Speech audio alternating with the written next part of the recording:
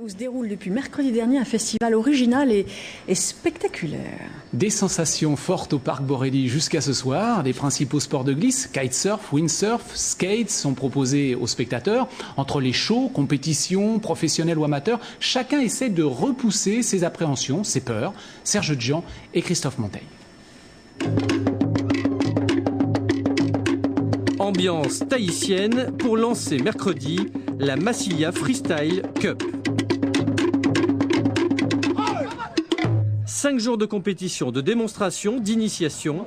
Non, la palle vers moi la palle. Tourne là. Voilà, comme ça. Ces jeunes Marseillais découvrent la pirogue, un sport, une tradition venue de l'océan Pacifique.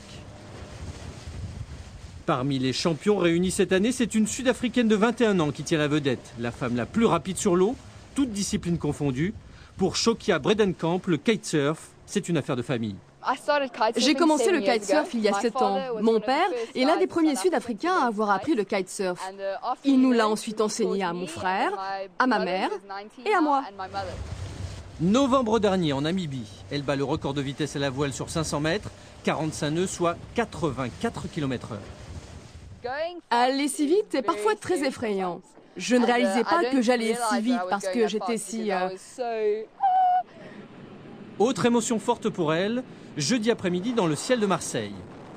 Comme beaucoup d'autres, Chokia Bredenkamp découvre la chute libre, un saut à 3000 mètres d'altitude, suivi de 50 secondes d'adrénaline avant l'ouverture du parachute.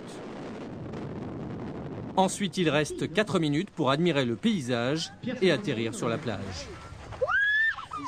La Massilia Freestyle Cup, créée par les frères Moussilmani, c'est 370 000 € de budget, beaucoup de bonne volonté, 90 participants, 7 disciplines, quelques centaines d'euros pour les vainqueurs, mais avant tout, la recherche de sensations fortes.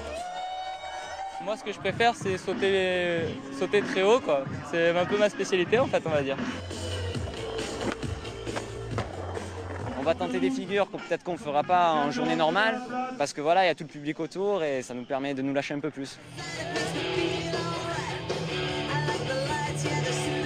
Sur terre, dans l'air ou sur l'eau, finalement, l'état d'esprit est un peu le même. Jouer avec la gravité, se dépasser sur une planche à roulettes ou sur une pirogue polynésienne. Le plus bel outil technologique que le peuple polynésien a mis au point, ça a mis plus de 3000 ans. Je vous le disais, il y avait comme un parfum de Polynésie cette semaine sur une des plages de Marseille.